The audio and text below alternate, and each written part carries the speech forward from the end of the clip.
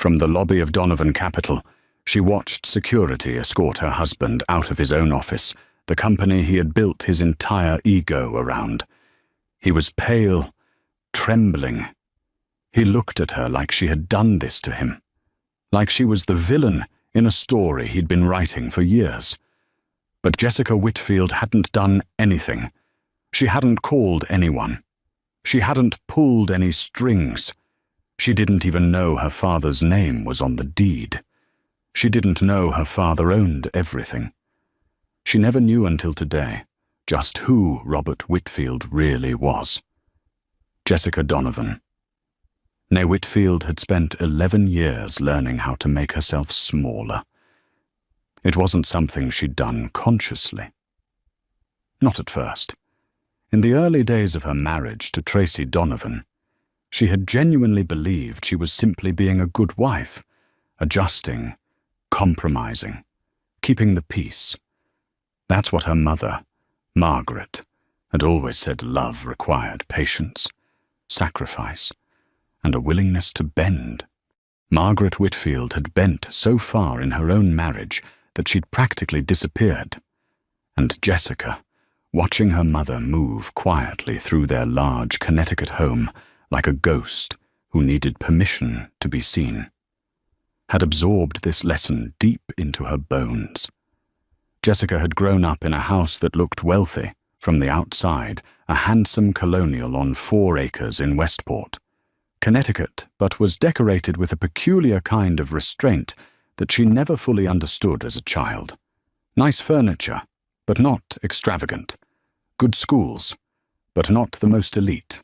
Her father, Robert Whitfield, drove a 10-year-old Volvo wagon and wore the same 3 sport coats in rotation. He worked, he said, in private investments. He was away often. When he was home, he was gentle and present, reading to her on the back porch, teaching her chess, taking her fishing at Compo Beach on Sunday mornings. He smelled like cedar and pipe tobacco he'd given up years ago. He told her, more times than she could count, "Jessica Bear, you are the most valuable thing in any room you walk into. Don't let anyone convince you otherwise." She had believed him then.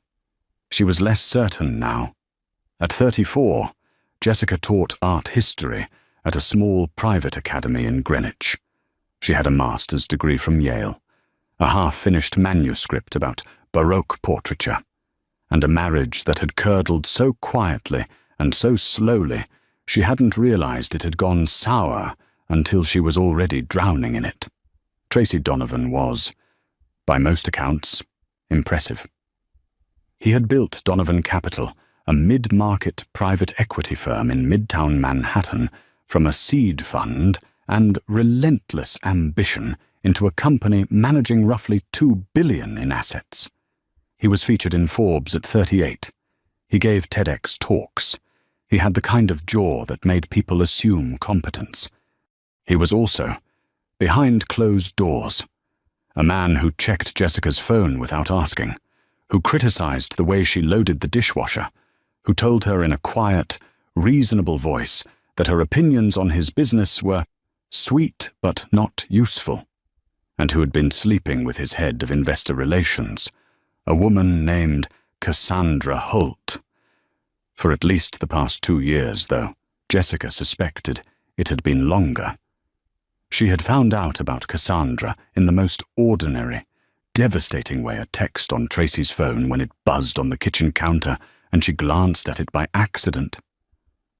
Last night was everything. Don't disappear on me again. She'd stood there in her kitchen in her bathrobe, holding a mug of coffee that was going cold, and felt the specific kind of grief that arrives not like a lightning bolt, but like a slow tide, the recognition that something had been ending for a long time, and you'd been the last to see it. She had confronted him. He had denied, then minimized, then admitted, then pivoted to cataloging her failures as a wife. She was too passive, too wrapped up in her career. She had never really understood the pressure he was under. She hadn't been present for years.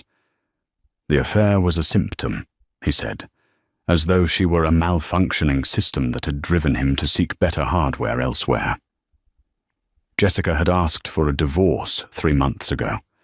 Tracy had agreed, then stalled again, then hired a lawyer who seemed to specialize in making proceedings last indefinitely. The paperwork sat unsigned on a desk somewhere in his attorney's office on Park Avenue. Every week, her own lawyer, a no-nonsense woman named Patricia Serrano, called to say there had been another delay.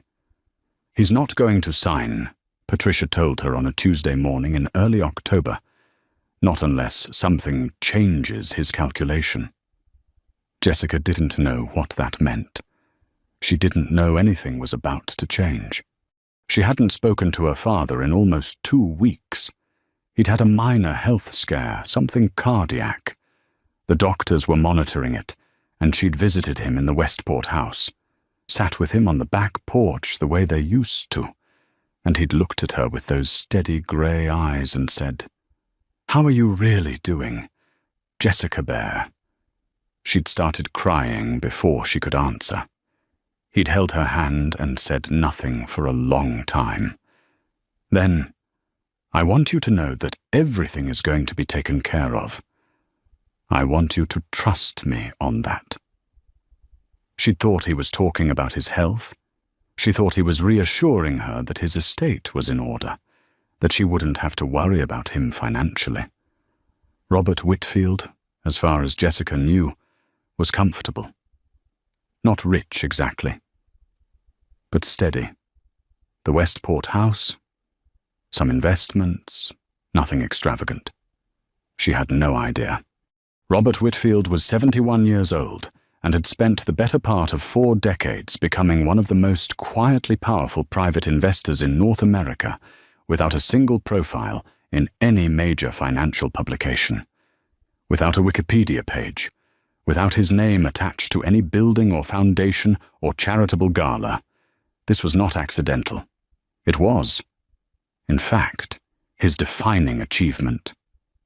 He had built his first significant position in the early 1990s through a holding company called Meridian Cornerstone Group, incorporated in Delaware, whose actual ownership was layered through a series of trusts and LLCs that even sophisticated attorneys had trouble following. Meridian had taken early stakes in telecommunications infrastructure just before the deregulation wave, and Robert had exited at exactly the right moment with a sum that, in 1997, was staggering.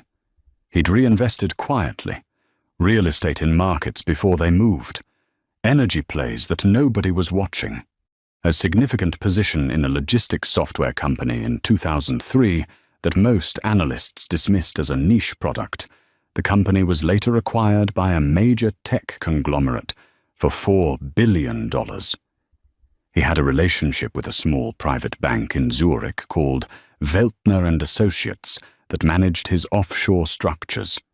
He used a family office headquartered in a nondescript office park in Stamford, Connecticut, a firm called Whitfield Asset Partners, which employed 11 people and held assets that, as of last year, exceeded $1.3 trillion when all positions were marked to market. Trillionaire was a word the financial press had only recently begun using in earnest. Robert had been one in the technical sense of net worth, measured by controlled assets and equity positions, for close to 8 years. He did not discuss this. His inner circle was small. His chief financial officer, a precise man named Arthur Pennington, who had worked with him since 1994. His estate lawyer, a woman named Diane Chu, and his personal accountant, Gerald Forsyth, who had recently retired and been replaced by a younger man from a firm in Boston. Margaret had known, in the way that spouses know things without being told explicitly. She had understood that Robert's business was substantial. She had not understood the full scope Robert had protected her from it, deliberately. partly out of old-fashioned instinct, and partly because he genuinely believed that visible wealth attracted the wrong kind of attention. They lived modestly. They drove ordinary cars. Jessica and her younger brother, Thomas, had gone to good schools on what appeared to be an upper-middle-class budget. Neither child had been told. Robert had his reasons. He had watched what happened to wealthy families, the entitlement that crept into children who knew they had a cushion, the way money distorted ambition, relationships, self-worth. He had wanted Jessica and Thomas to build their own lives with their own hands. He was proud that Jessica had pursued something she loved. He was proud that Thomas was a marine biologist in Monterey, living on an academic salary and genuinely happy. But watching his daughter's marriage collapse, watching Tracy Donovan, a man Robert had never liked and had accepted only out of respect for Jessica's choices, watching that man refuse to release his daughter from a marriage he had already destroyed. Using legal delays as punishment, something had shifted in Robert Whitfield. He had made a phone call to Arthur Pennington on a Thursday afternoon in mid-September. "I want you to tell me everything you can find on Donovan Capital," he'd said. "Structure, ownership, investors, debt exposure, everything." Arthur had come back to him in 48 hours.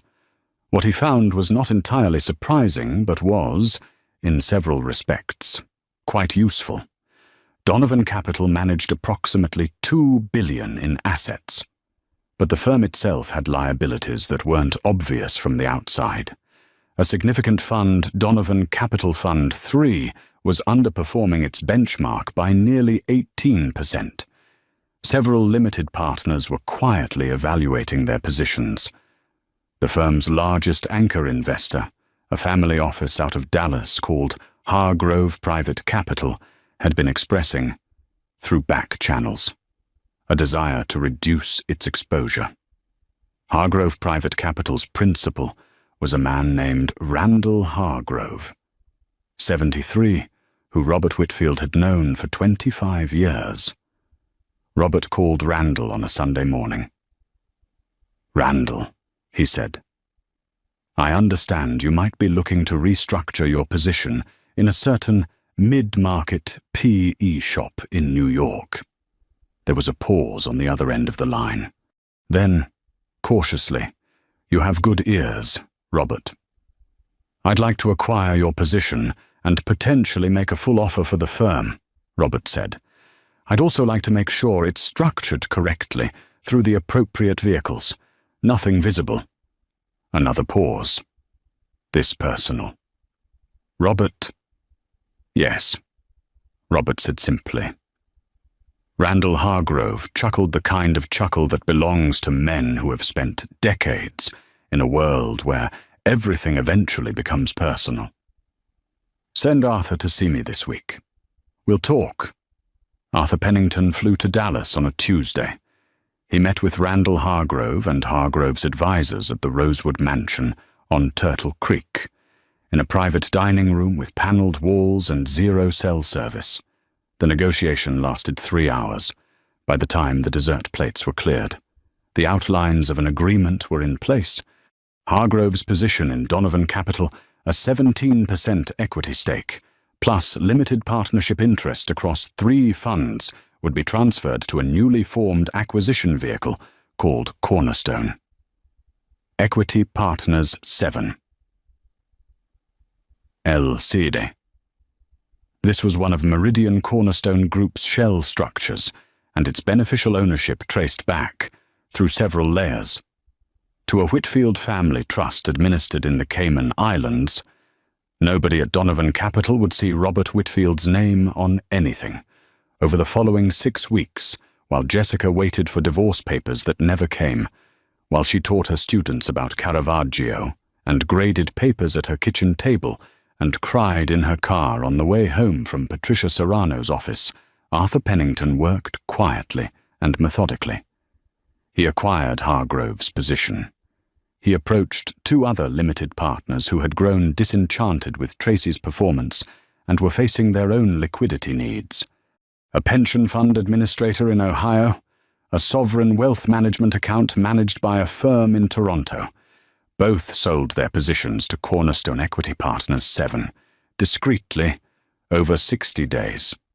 By the time October arrived, Cornerstone held a controlling interest, 53% of Donovan Capital's equity, plus majority voting rights in the general partner entity.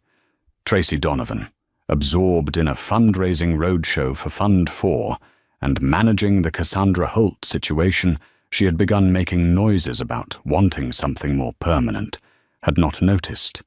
His CFO, a meticulous man named Gregory Firth, had noticed some unusual secondary market activity in the firm's LP register. He had flagged it internally.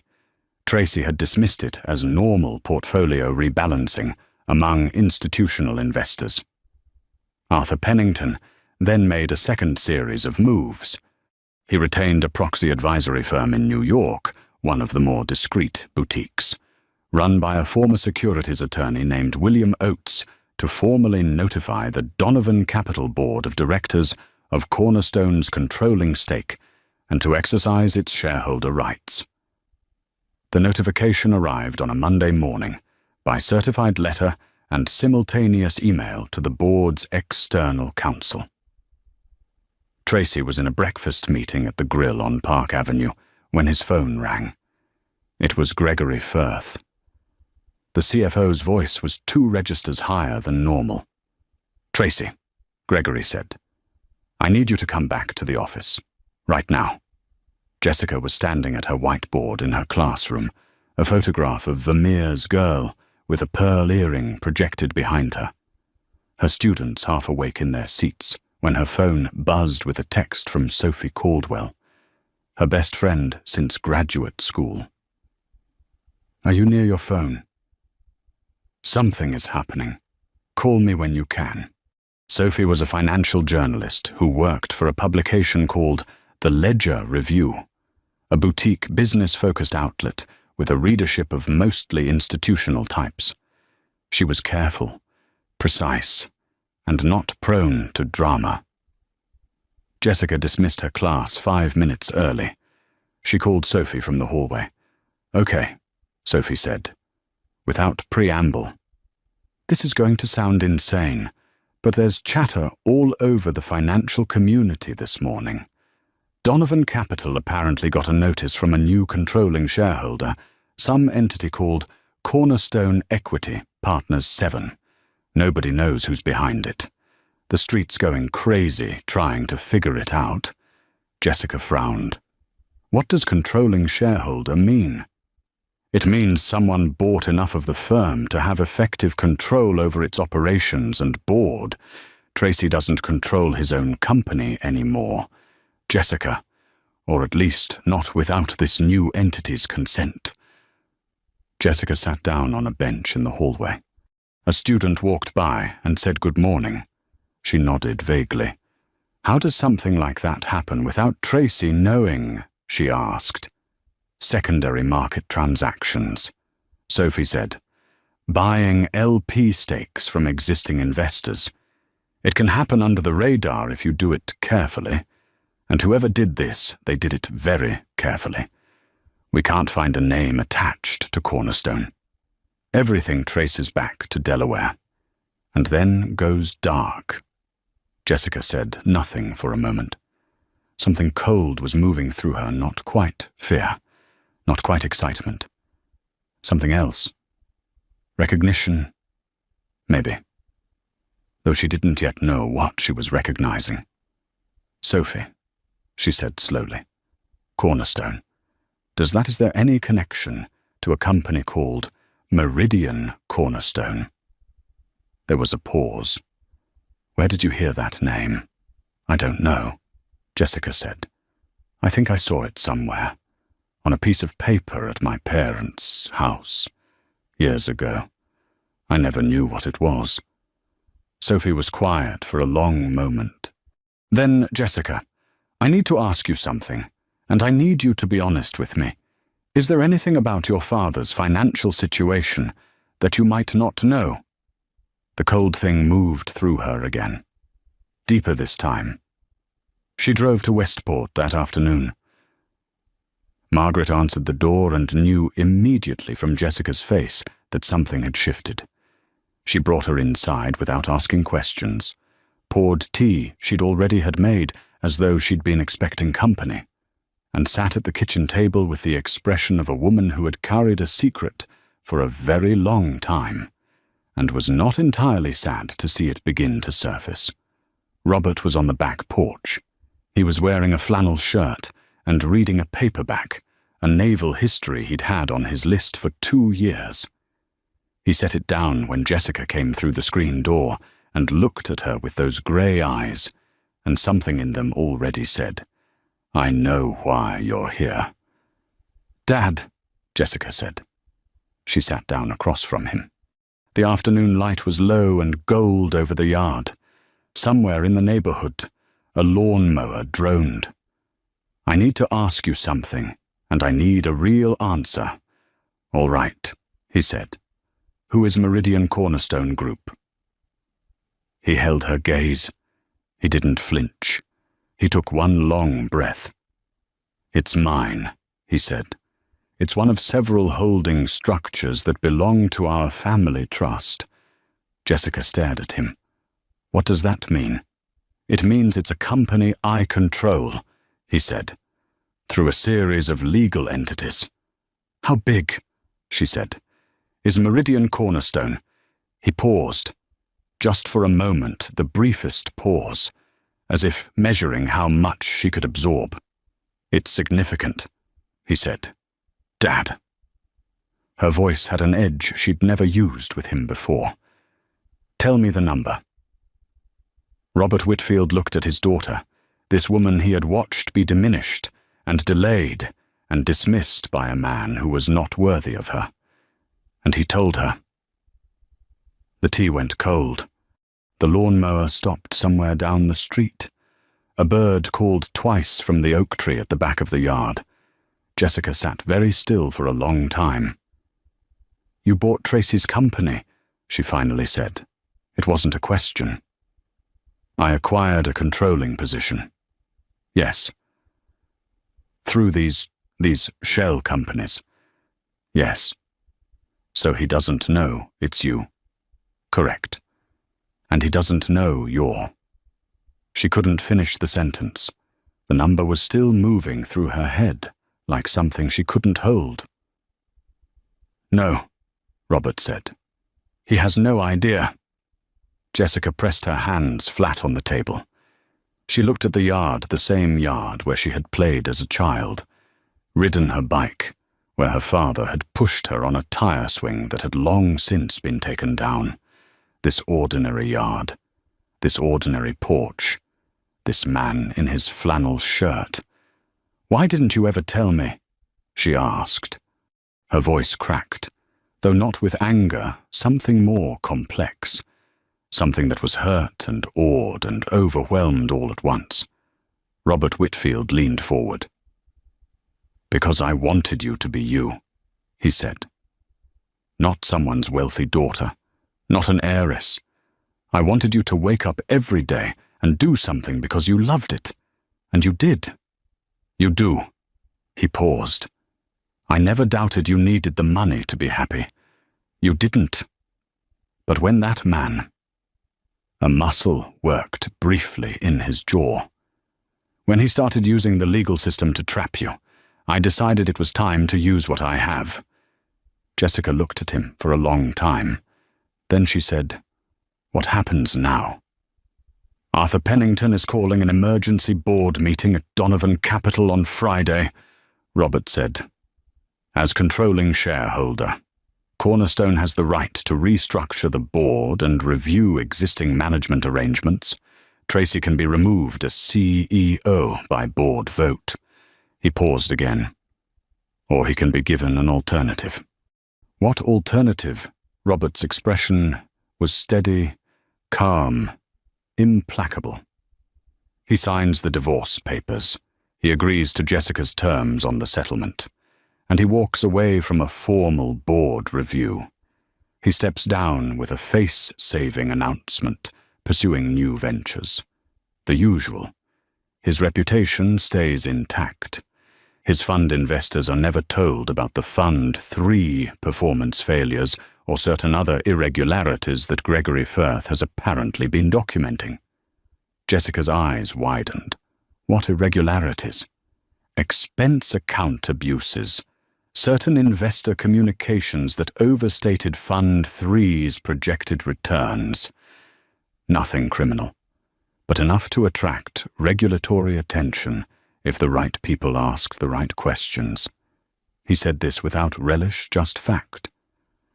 Arthur believes he'll understand the situation clearly. Jessica sat back. She felt strange, not triumphant, not relieved. Something more complicated. Like standing at the edge of a vast landscape she hadn't known existed, and realizing she had been living in a small corner of it all her life. "Dad," she said quietly, "did you do this for me, or did you do this because you wanted to?" He almost smiled. "Both," he said. Can't it be both? The Donovan Capital offices occupied the 31st and 32nd floors of a building on 6th Avenue, with views west towards the Hudson. The boardroom was glass-walled and furnished with the aggressive minimalism of a firm that spent considerable energy performing competence. Tracy Donovan sat at the head of the table on Friday morning. He was wearing his best suit. He had the kind of controlled stillness that costs enormous psychological effort, every muscle employed in the work of appearing unmoved.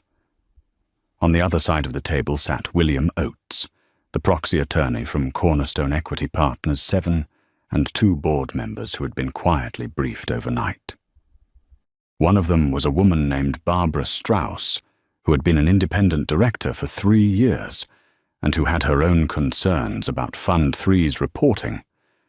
The other was a former investment banker named Charles Whitmore, who had been considering his own exit for months.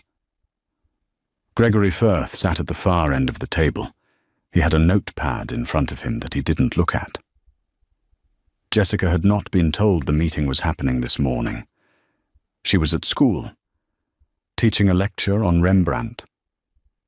She did not know that as she stood in front of her students describing the way light fell on a face in a 17th century painting, 11 blocks north of where Tracy sat. Arthur Pennington was on the phone with Oates giving final instructions. "Let's proceed," Oates said. He laid out Cornerstone's position formally, the ownership structure, the voting rights, the requests. He did not reveal the identity of the beneficial owner. He would not be asked to. Not legally. He presented a resolution, a formal review of management, to include Fund 3's performance, investor communications, and expense allocations. Tracy's attorney, a sharp man named Frederick Bloom, who had handled corporate matters for Donovan Capital for years, and who had been summoned urgently that morning, leaned over and murmured something in Tracy's ear. Tracy's face, beneath its controlled surface, had gone a particular shade of grey. "Before we proceed to a formal vote," Bloom said carefully, "my client would like to request a brief recess to explore whether there are alternative arrangements that would satisfy the controlling shareholders' interests." Oates looked at his watch. He nodded. They broke for 40 minutes. In that 40 minutes, Frederick Bloom placed a call to Arthur Pennington's office. Arthur was expecting the call. He answered on the first ring. The conversation was brisk. Arthur laid out the terms clearly, without emotion, as if he were reading from a menu. Tracy signs the divorce papers. With settlement terms as Jessica Donovan's counsel, Patricia Serrano had originally requested, including the Greenwich townhouse, appropriate spousal support, and a clean legal separation. Tracy steps down from CEO within 60 days, framed publicly as a voluntary leadership transition. The board review is tabled. The Fund 3 investigation is closed internally. No regulatory referral. Bloom said he would need until the end of the day. Arthur said he would need an answer by 3 o'clock. At 2:47 p.m. Frederick Bloom sent a single text to Arthur Pennington's phone. He agrees. Papers will be signed by close of business Monday. Here is the part that nobody planned. Tracy Donovan was not a stupid man. He was many things vain, disloyal, self-serving, emotionally avoidant. But his mind worked quickly in adversarial situations, and the situation he found himself in had the quality of something personal, the precision of it, the timing, the fact that it arrived just as his divorce proceedings had stalled to their most intractable point. He started asking questions that weekend. His personal investigator, a former NYPD detective named Carl Musso, who Tracy had used before for matters he preferred not to discuss, began pulling threads on Cornerstone Equity Partners 7. He traced the Delaware incorporation, the registered agent, the standard paper trails that most people would hit a wall at and stop. Carl Musso didn't stop. By Sunday night, Musso was on the phone with Tracy in a voice he reserved for results he wasn't sure the client would appreciate. "The structure is tight," Carl said, "but there's a family trust in the chain that leaves a trace if you know what to look for. The beneficial owner of that trust, the grantor, going back to the original instrument, is a Connecticut resident, male, 71 years old. Silence on the line. "His name is Robert Whitfield," Carl said. Tracy stood in his apartment on Riverside Drive, an apartment he had told Jessica was a temporary workspace and that Cassandra Holt had been decorating for 8 months, and felt the floor tilt. Robert Whitfield, Jessica's father, the quiet man in the Volvo, the man with the flannel shirts and the Westport Colonial and the chess books, the man who had shaken Tracy's hand at their wedding rehearsal dinner 14 years ago and said, mildly, "Take care of her." Tracy sat down very slowly on his couch. He thought about every interaction he'd had with Robert over 11 years. Every family dinner, every Christmas, every time Robert had asked a question about Donovan Capital. Not often, Tracy realized now, but occasionally, carefully, just enough to understand the architecture. Every time Tracy had answered with the casual condescension of a man who assumed the person asking didn't understand the answer. He thought about the mildness, the flannel shirts, the Volvo, the flannel shirts. Tracy called Frederick Bloom at 10 o'clock on Sunday night. "What do we know about Robert Whitfield?" Tracy asked. Bloom was quiet. Then, "Donovan, this is not a conversation you want me to have out loud. Tell me." Bloom had done his own research over the weekend, driven by the professional instinct that a deal this clean had to have a source worth understanding. "He's possibly one of the wealthiest private investors in the country," Bloom said. "Maybe the world. We're talking about structures that hold positions in energy, real estate, private equity, technology, and the numbers are," he stopped. "They're very large. Tracy, larger than I have a frame for." Tracy was silent for a long time. "He's been living 20 minutes from the city for 40 years, Tracy finally said, "driving a used Volvo, and he's—" "Yes," Bloom said. Another silence. "He did this for her," Tracy said, "almost certainly." Tracy stared at the ceiling of his apartment, the ceiling Cassandra had chosen, the apartment he'd justified to himself in a dozen rationalizations. He thought about Jessica standing in their kitchen in her bathrobe with a mug of cold coffee, looking at her phone with a face that had crumpled before she could stop it. He thought about 11 years of someone making herself smaller so that he could feel larger. He thought about what that said about him. He was not, at his core, without conscience. The conscience had been buried for a long time under ambition and pride and the particular blindness of men who believe their productivity justifies their character. But it was there, and finding out that the mild man in the Volvo had quietly, patiently, invisibly built one of the largest private fortunes in history, and then turned it, without announcement, toward protecting his daughter. Something cracked open in Tracy Donovan that weekend. He called Jessica's number at 11:15 p.m. Sunday. She answered on the fourth ring, her voice cautious and tired. "Tracy," she said. "I know," he said. "About your father." A long pause. "Oh," she said.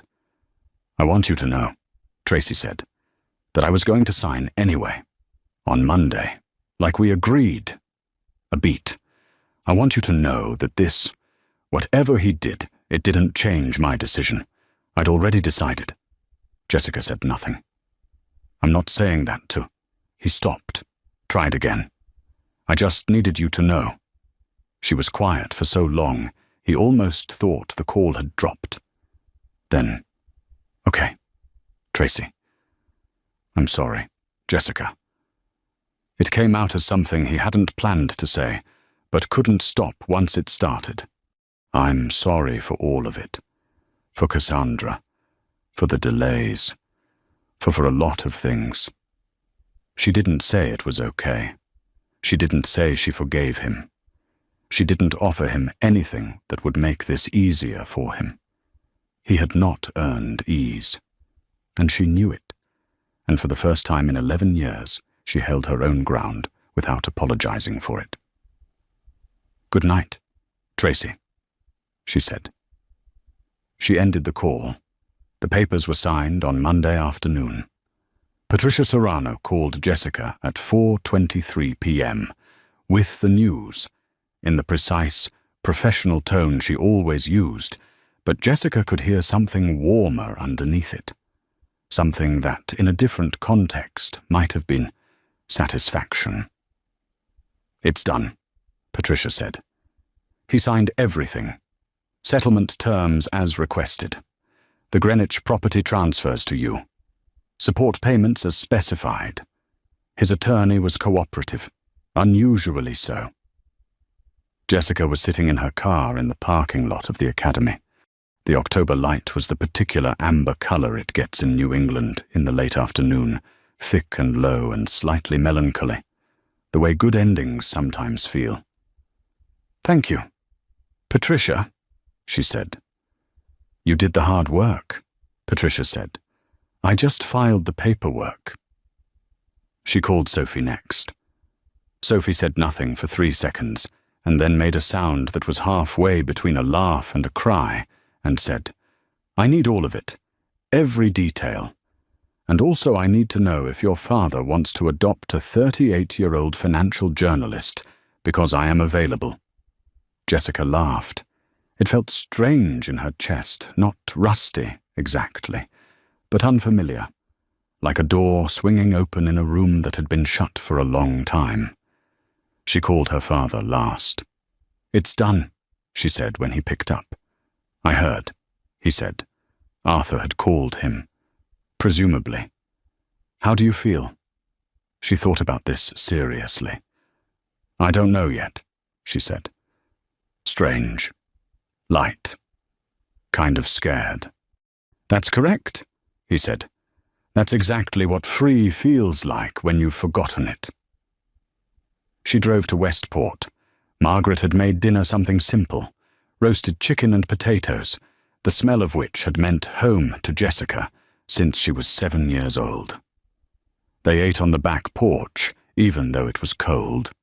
With jackets and a propane heater and a bottle of wine, Robert had brought up from the basement a Burgundy, a good one, that he poured without ceremony into ordinary glasses. They talked for a long time, About Robert's business, which Jessica was slowly beginning to understand the scope of it, the structures, the decades of discipline and secrecy and strategic invisibility. About Thomas, who would be called tomorrow, about what this meant for the family going forward. "I'm going to need to know everything," Jessica said. "About the trust, about the structure. I'm not asking to run it.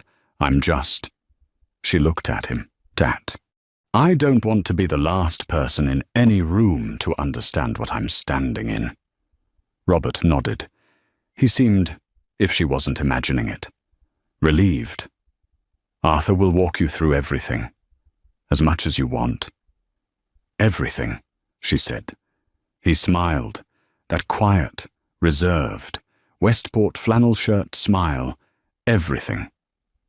Tracy Donovan's departure from Donovan Capital was announced 4 weeks later in a brief press release that cited his desire to pursue independent ventures and a renewed focus on early-stage investing. Financial media noted the transition with mild interest. A few industry blogs speculated about friction with LPS. Nothing more. He had done the graceful exit well. Tracy was, if nothing else, good at managing appearances. He shook hands with Gregory Firth and with Barbara Strauss and with the other board members, and he cleaned out his office, and he left without theatre. Cassandra Holt left the firm the same week, quietly, with a severance arrangement nobody discussed in public. Cornerstone Equity Partners 7 retained its controlling stake in Donovan Capital. A new interim CEO was appointed, a woman named Diane Calloway, formerly a managing director at a Boston-based growth equity firm who had a reputation for stabilizing troubled portfolios. She called Gregory Firth on her first day and said she would need everything he had on Fund 3 and she would need it by Wednesday. Gregory Firth, who had been carrying the weight of those irregularities for years, produced the documents with something approaching relief. Randall Hargrove, in Dallas, heard the outcome through back channels and called Robert to say he thought the whole thing had been beautifully handled. He meant it as a business compliment. Robert accepted it as such and did not mention that his primary metric for success had been the look on his daughter's face the afternoon he'd told her the truth. Jessica submitted her manuscript on Baroque portraiture to a university press in late November. It was accepted in December with a request for minor revisions. She also started, for the first time since graduate school, painting again small canvases. Nothing ambitious, mostly early morning studies of light on water that she kept on the windowsill of the Greenwich townhouse that was now entirely hers. She and Sophie Caldwell had dinner at least twice a month. Sophie never wrote a word about Robert Whitfield or Meridian Cornerstone. She had recused herself from the story the morning she'd realized her best friend was connected to it. Her editor had been annoyed. Sophie had not particularly cared. One evening in January, about 3 months after the divorce was finalized, Jessica was having dinner with her father and mother in Westport when Arthur Pennington stopped by briefly. He lived nearby. They often crossed paths and stayed for dessert. He was a trim, formal man in his mid-60s with silver hair and the careful manners of someone who had spent 40 years managing the affairs of the extremely wealthy. He sat across from Jessica and talked about the family office with the kind of directness that told her he had been waiting for this conversation for a while. "Your father would like you to consider joining the advisory structure," Arthur said. "Not management, but involvement, understanding, continuity planning. Thomas too?" she asked. "Your father intends to have this same conversation with Thomas." "Yes." Jessica looked at her father. He was watching her with the same steady grey eyes, patient, undemanding, certain of her.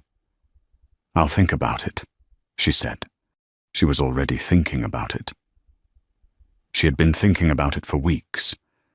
She was discovering something about herself, that the version of her who had made herself small in a marriage had been a temporary condition, not a permanent character. That the woman who existed underneath all that performance of smallness was someone capable, clear-eyed. And it turned out intensely curious about how power worked and where it went and what you could do with it if you refused to be impressed by it. She thought about the morning she'd stood in Donovan Capital's lobby. She had gone in with Patricia Serrano to collect documentation and watched security escort Tracy out of his own building. His face had been pale, bewildered, betrayed feeling, even though he had betrayed everything first. He'd looked at her across the marble lobby, and she had thought, "You had no idea what you were standing next to all that time." She hadn't said it. She didn't need to. She had held his gaze for one long moment, and then she had turned and walked out through the glass doors into the October morning, where a cold wind was coming off 6th Avenue, and the sky was that particular bright grey of a day that hasn't decided what it wants to be yet. And she had thought, neither did I. In February, on a Sunday morning that arrived with the particular grey stillness of a season not yet ready to become something else. Jessica drove to Westport. She took the back roads instead of the highway, an old habit from childhood, when her father used to drive her along the shore road on Sunday mornings, pointing out herons standing in the shallows and telling her the names of things she'd long since forgotten and wished she remembered. The Long Island Sound was flat and silver under the overcast sky. A few boats sat at their winter moorings, bare-masted, rocking slightly in water that looked cold enough to stop your heart. She drove slowly, without music, and let the quiet do what quiet does when you're finally in a place in your life where you can tolerate it.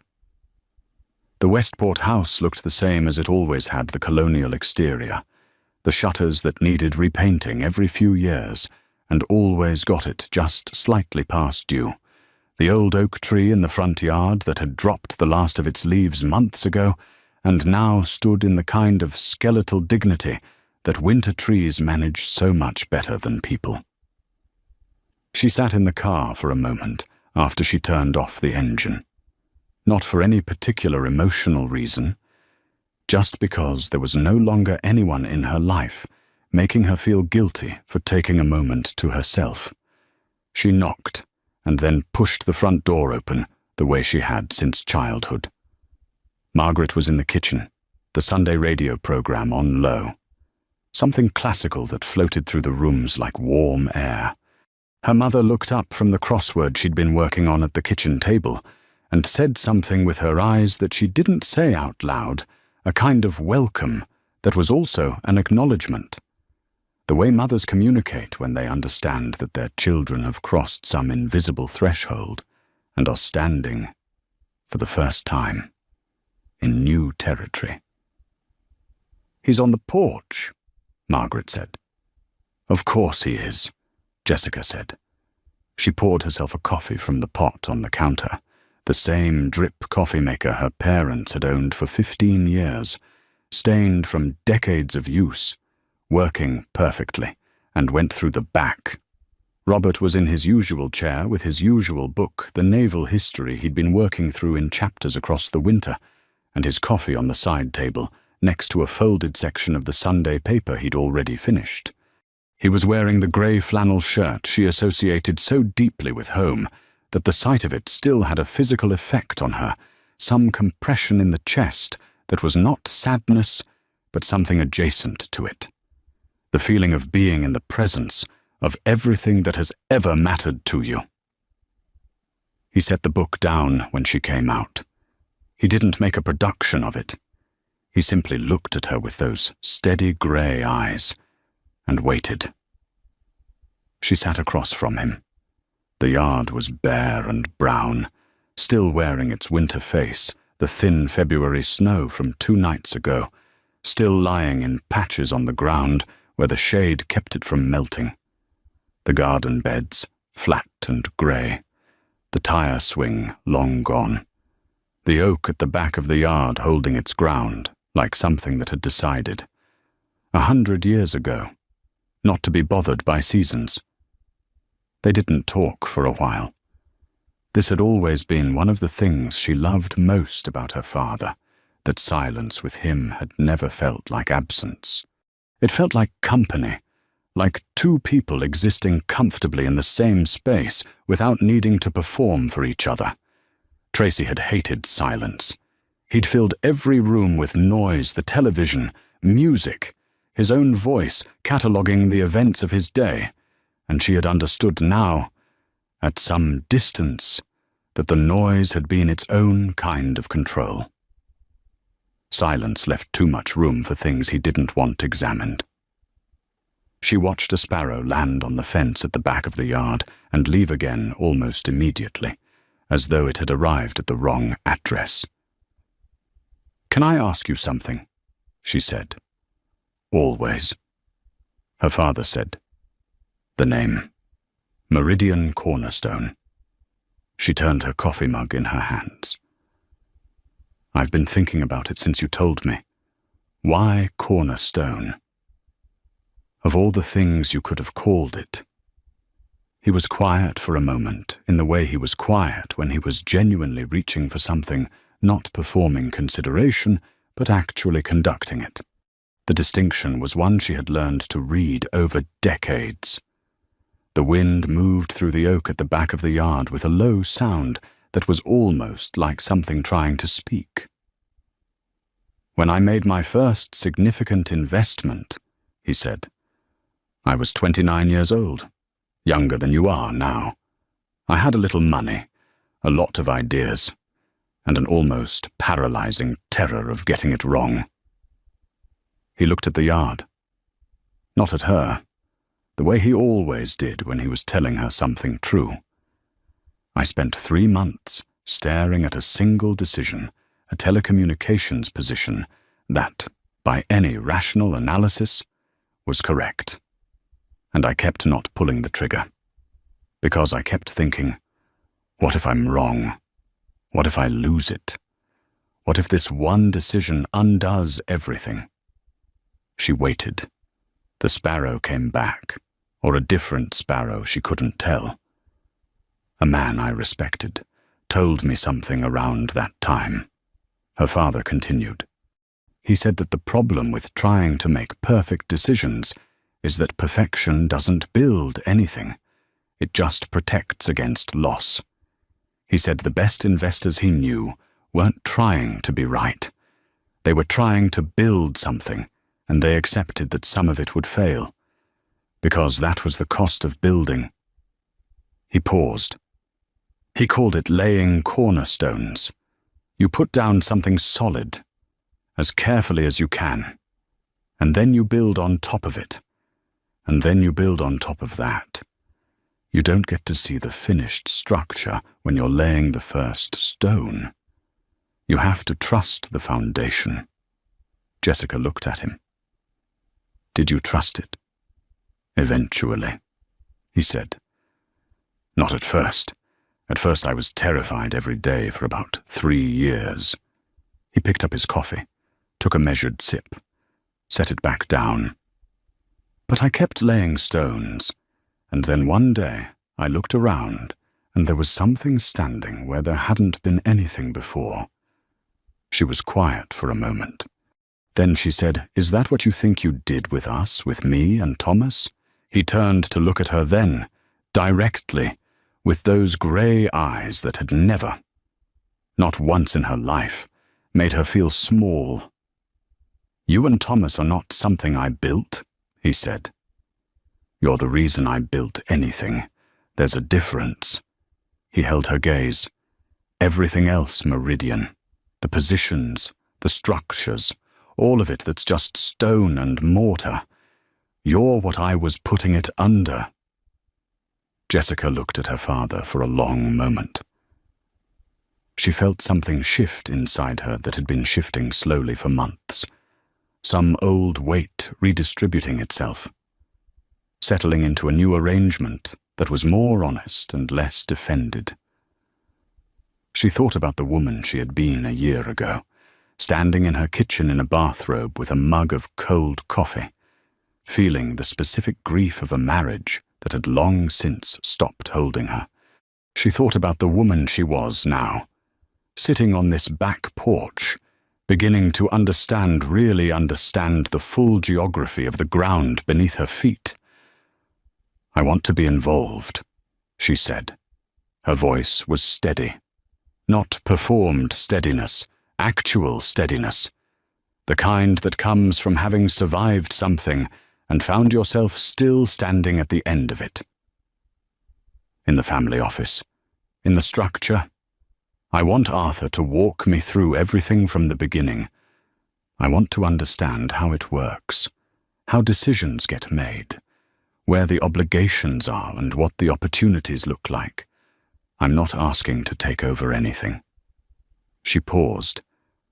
I just don't want to be the last person in any room to understand what I'm standing in. Not again. Her father nodded slowly. Not with relief. Exactly, it was something steadier than relief. Recognition. Maybe. The look of a man who had been patient for a very long time and who understood that patience, properly held, becomes its own kind of trust. Thomas deserves to know everything too, she added. He will, Robert said. I'm going to Monterey in March. We'll talk. A brief pause.